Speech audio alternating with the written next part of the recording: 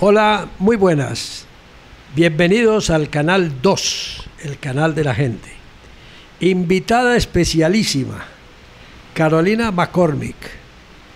¿Qué hace la doctora Carolina McCormick?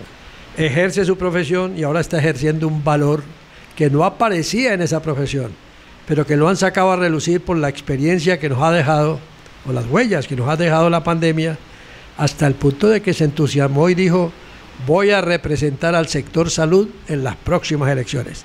Doctora Carolina, ¿cómo le va? Muy buenas tardes, muy bien, señor Demetrio. ¿Qué la motivó a meterse en esta locura?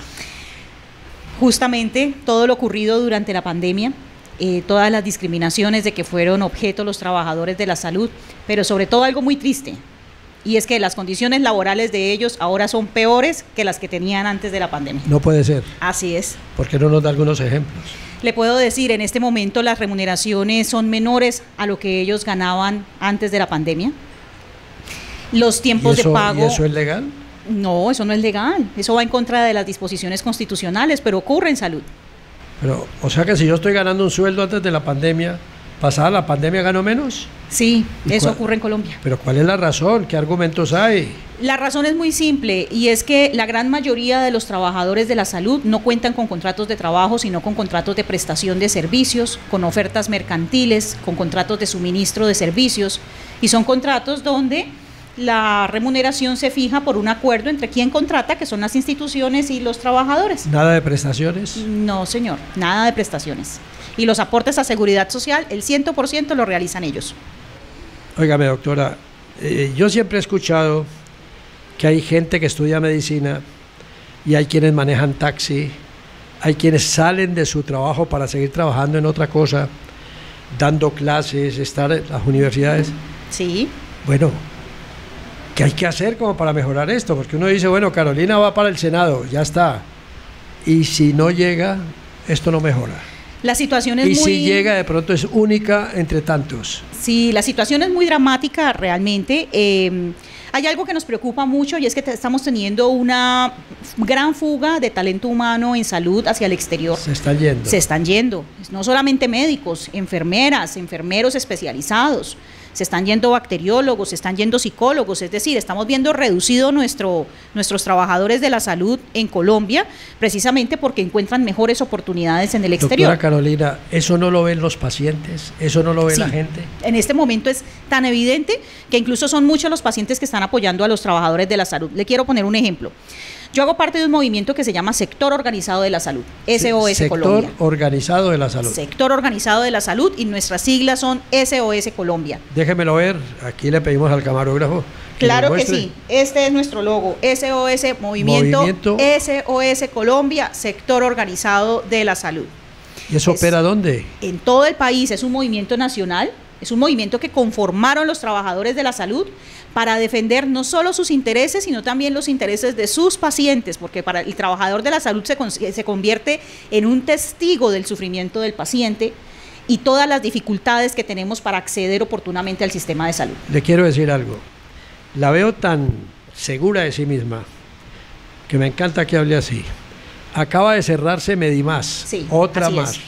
Y ese negocito de las EPS, de las IPS y de la plata que entrega el gobierno, ¿por qué no nos explica cómo es el tejemaneje de esta vagabundería, como para que la entendamos nosotros? Nosotros estamos entrando en una crisis bastante compleja dentro del sector, y algunas veces no somos ni siquiera capaces de dimensionarla.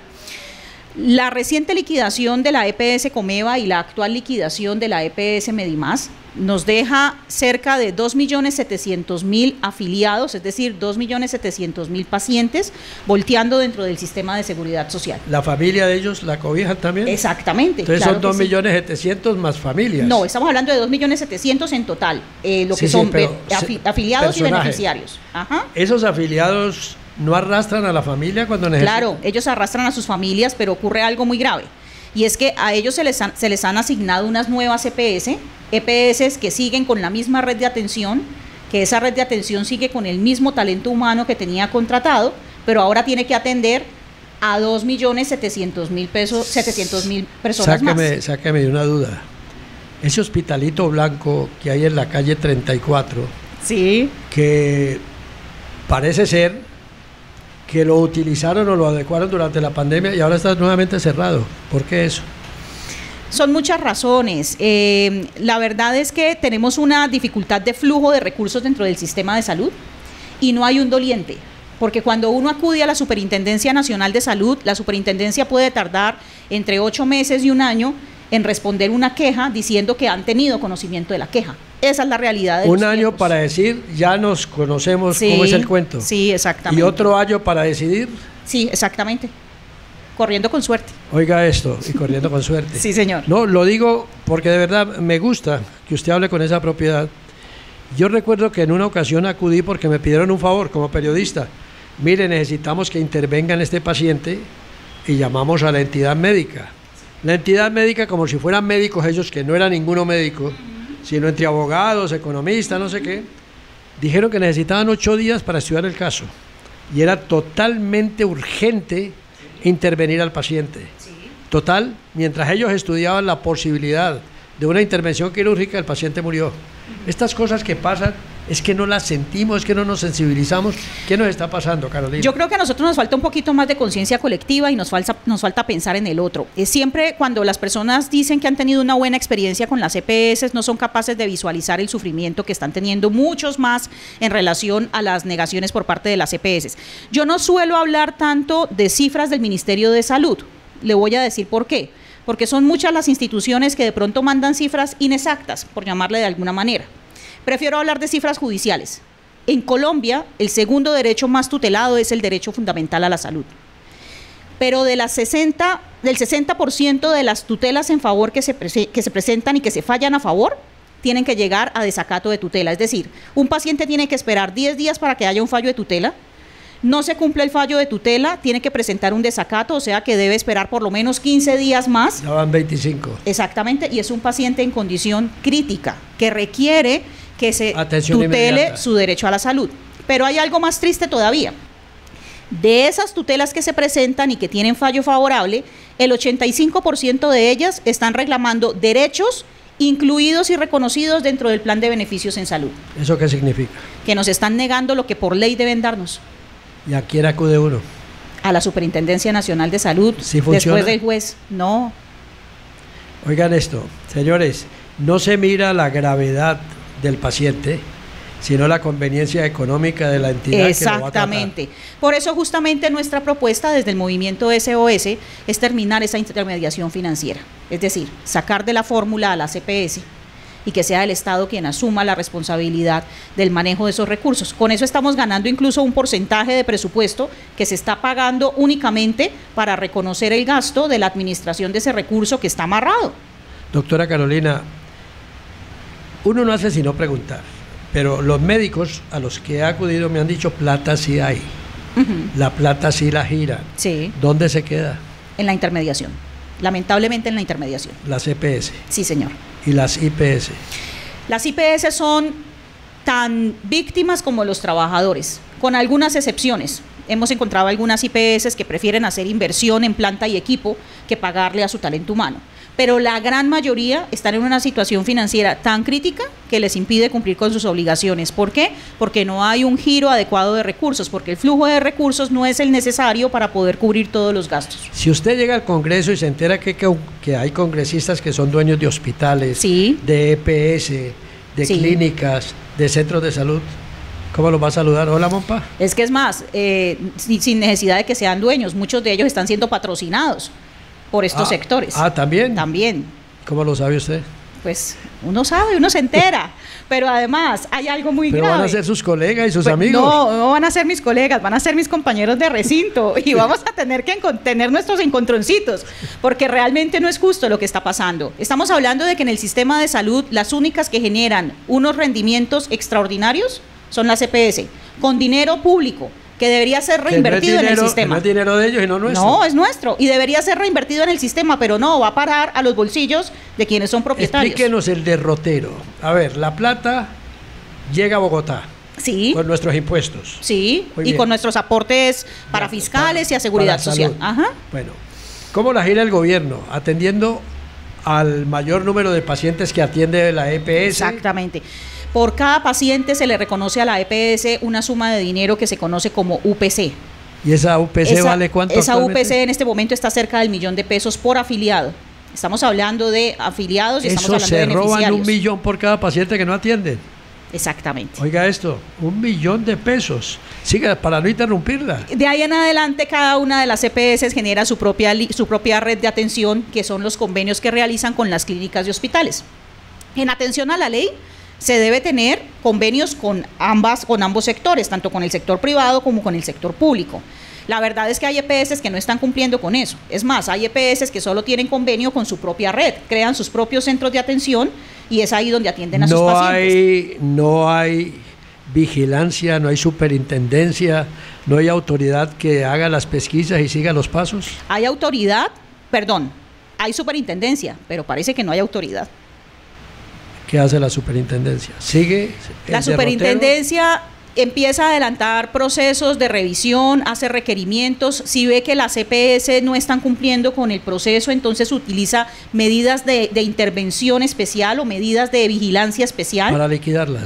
Para liquidarlas sin que nos ocurra lo que está pasando ahora. ¿Qué ganamos liquidando? Yo pienso que nosotros tenemos un problema muy serio en materia de liquidación de EPS, y es que el tiempo que se le da a las EPS para que cumplan con los requisitos de calidad es demasiado largo.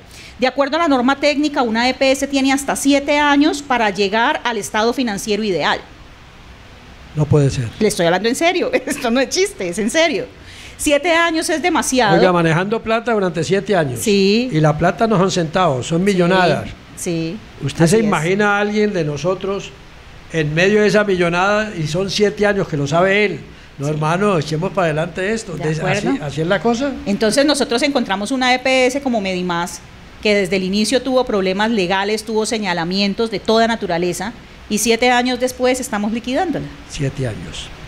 Cuando una EPS cobija a otra, ¿eso se transmite automáticamente o también hay otro reparo? No, aquí esto es gravísimo. Le quiero poner un ejemplo. ¿Usted se acuerda de una EPS que se llamaba Saludcop? Claro. Y se acuerda esa era la del Hospital Blanco de la calle 34 que le estoy diciendo. Exactamente. Y eso que de una u otra forma esa edificación se ha aprovechado un poco, porque esa edificación la tomó el Hospital Universitario para atender COVID. Pero ahora está nuevamente ahí. Sí.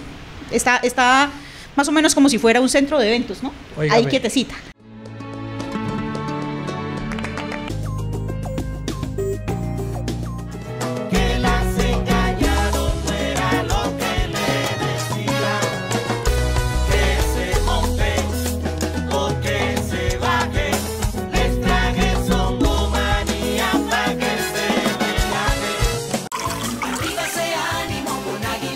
Tomémonos un tinto, seamos amigos. Café Águila Roja, calidad certificada. Óigame, Carolina, cuando usted ve un hospital con toda la dotación ahí, cayéndose, pudriéndose, deteriorándose, honradamente, ¿qué siente como profesional de la salud? Rabia, pena, pesar. No, yo siento un dolor infinito. A mí me da mucho dolor, porque son muchas las personas que están clamando por atención en salud en este país. Pero además usted acaba de confirmar algo que le pregunto con mucha frecuencia a mis médicos. Yo soy abogada, soy laboralista, he defendido médicos los últimos 15 años desde el punto de vista laboral. Muchas veces les he preguntado a ellos qué es una clínica solo con insumos, con equipos, pero sin su talento humano. Y todos me dicen, pues una clínica desocupada. Y yo le digo, no, qué pena, eso es un museo. Si usted no tiene el talento humano, usted no puede hacer nada. Puede tener la mejor dotación, puede tener las mejores instalaciones, pero si usted no tiene a los trabajadores de la salud, que son los que sostienen el sistema de salud en los hombros, usted no tiene nada. A ver, Carolina, ¿dónde está el fallo? Porque así como usted habla con propiedad, aguerrida, ya debe tener un diagnóstico de cómo es el cuento, porque usted no va a llegar al Congreso de la República y decir, venga, no, ya sabe cómo hay que actuar. A ver, ¿de qué manera le vamos dando solución a este problema? Ojo, que es inhumano. Totalmente, estamos hablando de derechos humanos, es realmente eso de lo que estamos hablando. Hay dos situaciones que se tienen que intervenir de manera inmediata. Una es el sistema de salud. El sistema necesita una reforma estructural. El sistema no está funcionando. Lo que está ocurriendo en este momento con la liquidación de EPS es una prueba más de que el sistema no está funcionando de la manera en la que está diseñado. Déjeme escarbo hacia atrás. ¿Desde la ley 100 viene esto? Desde la ley 100 viene esto. La ley 100 privatizó el servicio de salud. ¿La ley 100 no estaba bien concebida para atender a todo el mundo? Es que hay algo muy particular, y es que uno lee la ley 100 y la ley 100 es bonita. La ley 100 se ve para todo el mundo. Bien, y la ley 100 nos dio Antes un universalidad. muchacho pobre no podía entrar a Totalmente. la clínica Ibanaco ni a la clínica Valle del Totalmente. Libre. Y la ley 100 nos dio universalidad, pero entonces la pregunta es, ¿de qué me sirve a mí el carnet de la EPS si cuando voy a pedir el servicio no hay quien me atienda? Y no ocurre solo en pandemia, viene ocurriendo desde mucho antes de la pandemia. Lo que pasa es que la pandemia desnudó buena parte de la problemática que ya tenía toda la red hospitalaria y clínica de este país. De acuerdo, pero le hago la pregunta, se la reitero. ¿Por dónde empezamos a cicatrizar las cosas? Empecemos por una reforma estructural al sistema de salud. Si una tutela demora tanto, luego una apelación demora tanto, ¿qué tal empezar por una reestructura? Claro. 4 años, 8 años, 10 años. No va a ser fácil precisamente por lo que decíamos hace un rato. Hay demasiados intereses económicos alrededor de esto. Y no va a ser fácil. No va a ser fácil hablar de que no necesitamos intermediación financiera, no va a ser fácil hacer entender que el dinero que se le está pagando a unos administradores privados para que hagan uso de un dinero público, podríamos estarlo usando para mejorar la atención para pacientes y para mejorar las condiciones de contratación de todo el talento humano en salud. No va a ser fácil, pero es necesario hacer el esfuerzo, porque estamos hablando de vidas. No, total. Esos congresistas que usted descubrió o que sabe que son amigos suyos, pero tienen clínicas, tienen hospitales, tienen laboratorios, manejan medicamentos, ¿usted los conoce? Sí, sabemos quiénes son, claro que sí. ¿Y entonces? Pues sabemos pero quiénes es que son. en este país uno sabe quiénes son. Mire, Carolina, en Cali hay una calle que llaman la calle de los reducidores, que es la calle 16. ¿La conoce? Sí. ¿Usted la conoce? Todos la conocemos y ahí está. Sí. Usted conoce quiénes son y ahí están y ahí van a seguir. Entonces cuando alguien está viendo el programa dice, entonces ¿cuál es la pendejada aquí? ¿Qué es lo que vamos a hacer? De acuerdo, Cuéntenos. Totalmente de acuerdo. Hay situaciones que nosotros tenemos que empezar a poner en conocimiento de las autoridades. ¿Las autoridades no conocen este tamal? ¿Está segura que no conocen? Si usted sabe quiénes son. Hemos hecho muchas denuncias a las que no se les da trámite. Y hemos presentado nuestra inconformidad y hemos levantado nuestra voz de protesta. Estoy hablando particularmente desde los sindicatos médicos, precisamente porque las denuncias no son atendidas en debida manera. Eso es nuestro país. Por eso insistimos en la necesidad de cambiar la composición del Congreso de la República. Usted llega toda aguerrida, toda llena de enjundia, de valor, y resulta que es una sola voz ante 30 o 40 que no van a votar a favor. Confío en que no va a ser una sola voz. Confío en que vamos a pasar por lo menos 6. Bueno, ¿por el Valle? Por el movimiento SOS Colombia. En todo el país. Sí. ¿Qué le hace creer? ¿Qué le hace pensar así? Me gusta que sea optimismo. Le voy a decir de dónde viene mi optimismo. Trabajadores de la salud en Colombia son alrededor de 1.500.000. Estamos partiendo de la base de que médicos, enfermeros, conductores de ambulancia, auxiliares de farmacia, auxiliares de enfermería, especialistas, técnicos, tecnólogos en imágenes diagnósticas. Hombre, eso está bien. ¿Y fabricantes también? También podemos incluir incluso al personal de vigilancia, al personal de aseo general, a las personas encargadas de la preparación de alimentos en clínicas y hospitales. Estamos hablando de 1,5 millones de personas aproximadamente. Esas son las que conocemos, más las que se nos van a pegar. Más las que se nos van a pegar, que serán sus familias, pero hay algo más importante aún. A ver, suéltelo. Que hay ligas de pacientes que están desesperados porque nadie los escucha. Hay ligas de pacientes de enfermedades huérfanas que son totalmente desconocidas en el entorno político, pero que están generando unas secuelas mayores en salud mental porque no son atendidas de manera adecuada. Entonces, padece el paciente, padecen sus cuidadores, padecen sus familiares. Y hay algo más. En Colombia tenemos más de 2 millones de personas con discapacidad, de las que nadie se ocupa. Y estas personas con discapacidad están viendo en SOS Colombia la esperanza de tener una atención como sujetos de protección especial, que es lo que dice la ley. Yo la voy a contactar sí. con el Instituto para Niños Ciegos y Sordos. Me parece fantástico. Porque de verdad va a ser muy útil su presencia y su colaboración. Porque ellos lo que piden, y lo han hecho a través del programa radial, señores, lleven sus niños y entre más rápido mejor, no se avergüencen. Así a veces es. la gente pobre porque es pobre y tiene una enfermedad del niño les da pena. Pero por Dios, ¿por qué no incentivar a que la gente acuda? Yo quisiera mencionar algo que hemos evidenciado recientemente con nuestros médicos, de manera particular hablo de los médicos porque pues ellos son, bueno, estoy hablando de médicos y psicólogos, ellos son los que atienden los pacientes en consulta por primera vez. Y algo que ellos han enunciado recientemente es que las personas están dejando de acudir a sus citas médicas o a sus controles porque no tienen dinero. No tienen dinero para desplazarse desde donde viven hasta la ciudad donde tienen que acudir, porque en el lugar donde residen no hay una clínica que tenga el nivel de complejidad que necesitan para la atención. Traslademos esa situación a quienes tienen pacientes o tienen menores con discapacidad. Trasladar a un paciente con discapacidad no es fácil. Esas personas tienen aún el doble o el triple de limitaciones para acceder al sistema de salud. Generalmente son pobres. Sí, totalmente, totalmente. Déjeme saltar el tema porque ya me picó usted la lengua.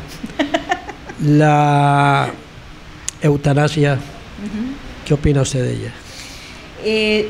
Yo soy abogada, como le dije hace un rato. Soy muy respetuosa. ¿Y el derecho a morir dignamente? Del derecho a morir dignamente. Soy muy respetuosa de ello. Entonces, pienso que la eutanasia es algo que debe reglamentarse en Colombia. Lamentablemente, en el Congreso de la República no ha sido posible que se reglamente, más por situaciones de carácter religioso, moral, que médico-científico.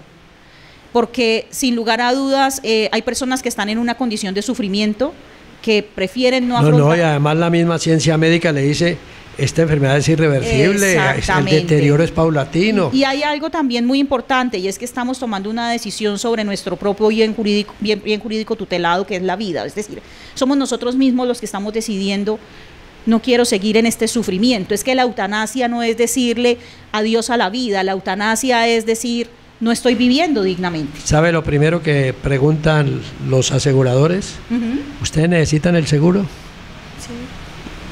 Y esa es la parte fregada. De acuerdo. Y para terminar, qué rico de verdad poder seguir hablando con usted. Muchas gracias. Para terminar, lo del aborto. Bueno, nosotros estamos a favor de la vida en el movimiento. Sin embargo, reconocemos la legitimidad de la sentencia de la Corte Constitucional, con unas observaciones de naturaleza médico-científica en cuanto al número de semanas hasta donde se está permitiendo la despenalización. Pero asimismo, como reconocemos la libertad de las mujeres y de las personas en gestación, también pedimos que se reconozca la libertad para los profesionales que quieren objetar la conciencia. Es decir, para esos profesionales que por situaciones de creencia, por situaciones de convicción, prefieren no practicar la interrupción involuntaria, teniendo en cuenta que quien se puede objetar en conciencia es el profesional, más no las instituciones. Las instituciones sí deben garantizar la atención. Rico hablar con ella, ¿o no? Yo voy a invitar a los televidentes a decirles que por hoy terminamos, pero el próximo programa voy a continuarlo con la doctora Carolina McCormick, porque no es solo el conocimiento y las intenciones de ella, sino la forma tan convincente con que cree que va a luchar. Y el primer camino hacia el éxito es la confianza en uno mismo. Por hoy nos vamos, hasta el próximo programa.